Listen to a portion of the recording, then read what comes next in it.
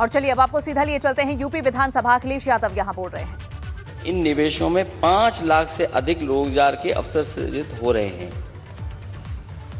जो सरकार ये न बता पा रही हो कि एमओयू के बाद कहां पर बना है, कहां इन्वेस्टमेंट हुआ है। और अगर हम आंकड़ों को देखें, जो आंकड़े हमें बताते हैं 2017-2018 जो गैप है बजट एस्टिमेट में, वो लगभग 16% का है। 18-19 में 8%, 19-20 में 20%, 20-21 में लगभग 20%। तो एक्चुअल बजट में और ये गैप अगर दिखाई देगा तो इतना बड़ा बजट आने के बाद खर्च क्या करेंगे? इनकी कैपेसिटी है क्या विभागों की खर्च करने की? सरकार ये बताए कि क्या जो बजट पेश हुआ है वो खर्च किया जाएगा। दूसरा, जितना भी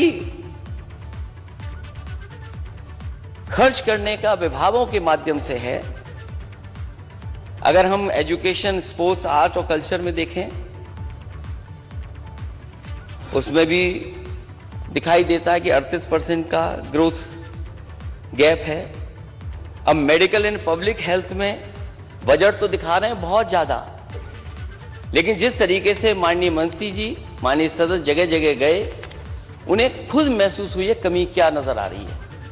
जो इंफ्रास्ट्रक्चर होना चाहिए था, चाहे वो मेडिकल कॉलेज हो, चाहे हमारे जिला अस्पताल हो, चाहे हमारे सीएससी, पीएससी हो, जो इंफ्रास्ट्रक्चर होना चाहिए वो इंफ्रास्ट्रक्चर नहीं दिखाई देता।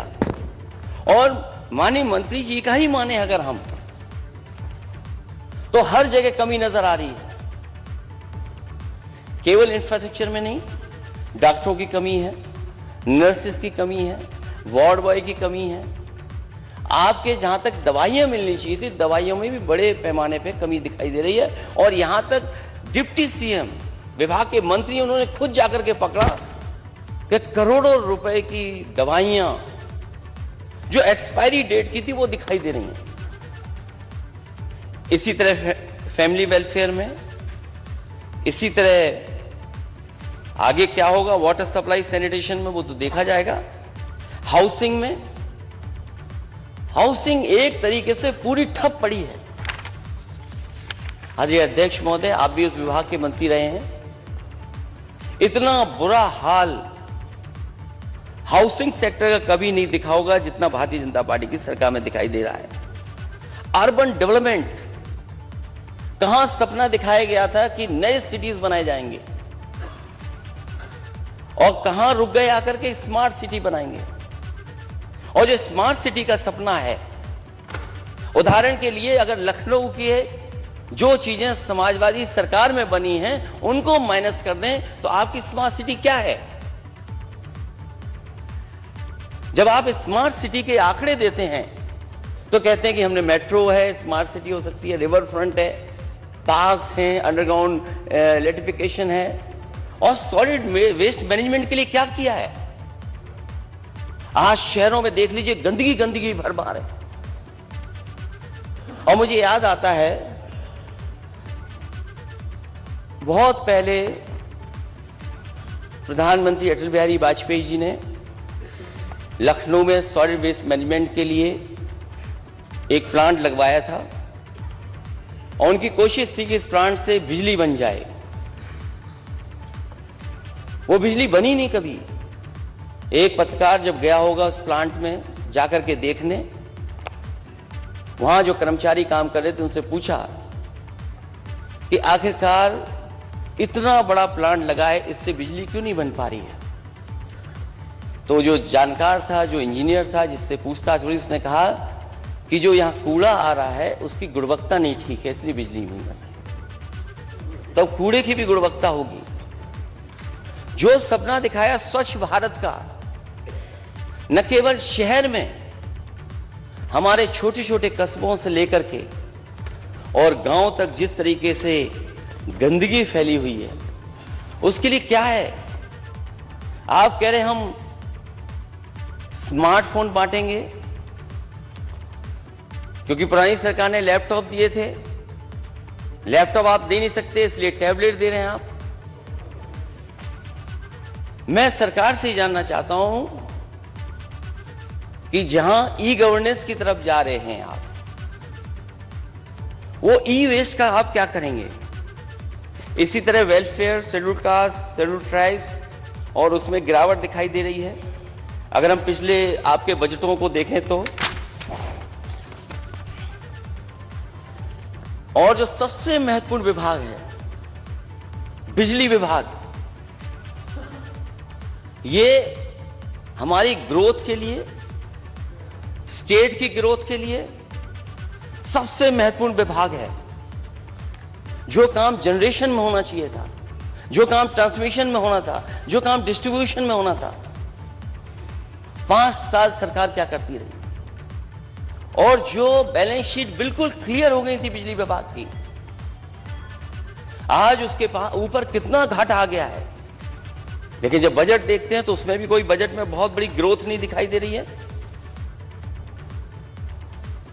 जो आपका कैपिटल इन्वेस्टमेंट होना चाहिए वो कहीं दिखाई नहीं दे रहा है। बिजली प्रोडक्शन में जितना बढ़ावा होना चाहिए था, बढ़ावा देना चाहिए था, सरकार ने कुछ नहीं दिया।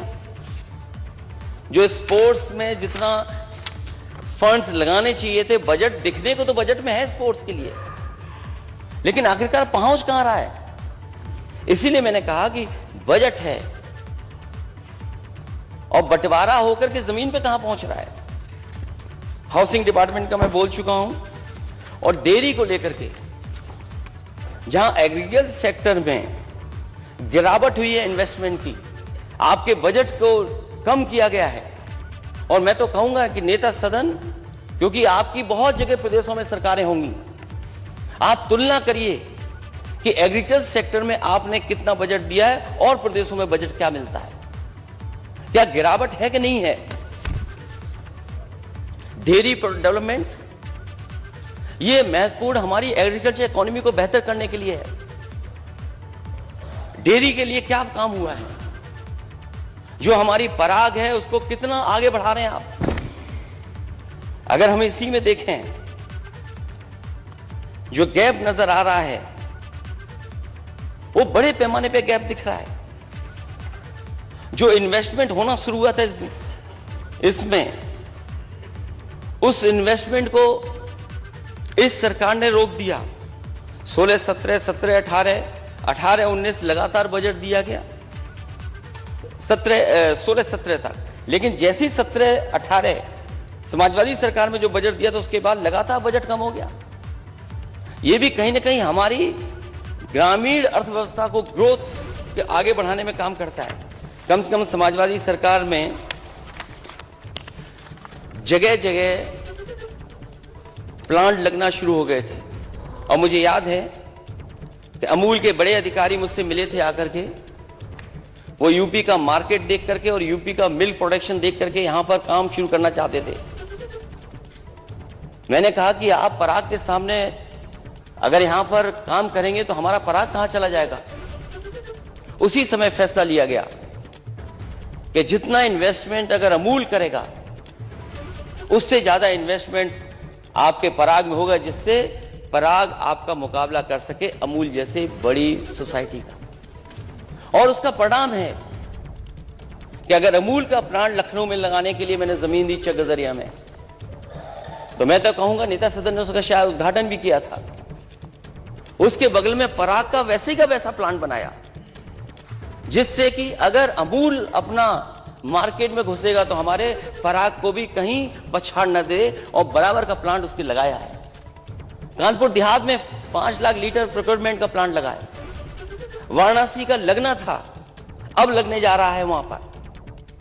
मदर डेयरी का, जिस समय समाजवादी सरकार नेताजी मुख्यमंत्री थे, मदर डेयरी का 5 लाख का प्रोक्योरमेंट का प्लांट लगा था, लेकिन बीच में एक सरकार आ गई, उसने काम नहीं किया। बाद में मुझे मौका मिला, 5 लाख लीटर का वहां भी बन गया। आज उत्तर प्रदेश में सबसे ज्यादा डेयरी के क्षेत्र में और खासकर प्रोक्योरमेंट के क्षेत्र में अगर किसी ने काम करने का काम किया था तो समाजवादी सरकार ने। लेकिन बीजेपी को पता नहीं क्या हो गया, कहने को तो वो प्रचार होता है दूध पीता है इंडिया, लेकिन बीजेपी को क्या हो गया? क्यों इसके पीछे, क्यों इसके लिए बजट नहीं बढ़ा? और माननीय वित्त मंत्री जी हैं, वो जरूर इस बात को बताएंगे कि पराग के लिए कितना बजट बढ़ाया है और मिल्क प्रोडक्शन के लिए कितना इन्होंने काम किया है। वहीं मुझे याद है कन्नौज में काऊ मिल्क प्लांट लगाया था और मैं उस समय कहता था कि काऊ मिल्क को बढ़ावा देने के लिए अगर हमें काऊ के मिल्क का पैसा ज़्यादा देना पड़ेगा तो हम देंगे उसके लिए। और ये भी मैं कहता था कि अगर हमें 4 रुपए ज़्यादा देना पड़ा तब भी पर लीटर 4 रुपए ज़्यादा दे करके दिखाएंगे। अगर आप गौ रक्षा कर रहे हैं, गाय माँ को बचा रहे हैं और गाय माँ की संख्या नहीं बढ़ेगी, इधर आपकी गलत नीतियों की वजह से, गलत फैसलों की वजह से गाय माँ की संख्या कम होती जा रही है। मैं वित्त मंत्री जी से कहूंगा कि उत्तर प्रदेश में गाय को बढ़ाने के लिए और गाय के मिल्क का प्रोडक्शन बढ़ाने के लिए क्या कोई योजना ऐसी लाएंगे जिसमें भैंस के मिल्क से जो उसका फैट कंटेंट है, क्योंकि ज्यादा होता है, लेकिन क्वालिटी गाय के दूध में बेटर है, तो क्या सरकार इस पर सोचेगी कि काऊ के दूध को खरीदने का इंतजाम करेंगे कम से कम 4 रुपए ज्यादा दे करके? क्योंकि आपका तो सबसे बड़ा बजट है। अगर सबसे बड़ा बजट है तो फिर गाय के मिल्क के लिए क्यों बजट न हो? ये बात मुझे इसलिए याद आ गई कि नेता सदन ने कहा कि कन्नौज को भी हमने कुछ दिया है। मैं नेता सदन से कहूंगा कन्नौज की पहचान इत्र से है, गोबर से नहीं है।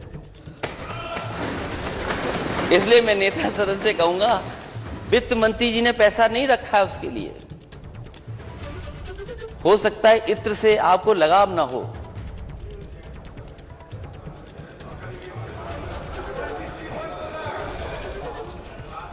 इत्र से लगाव ना हो,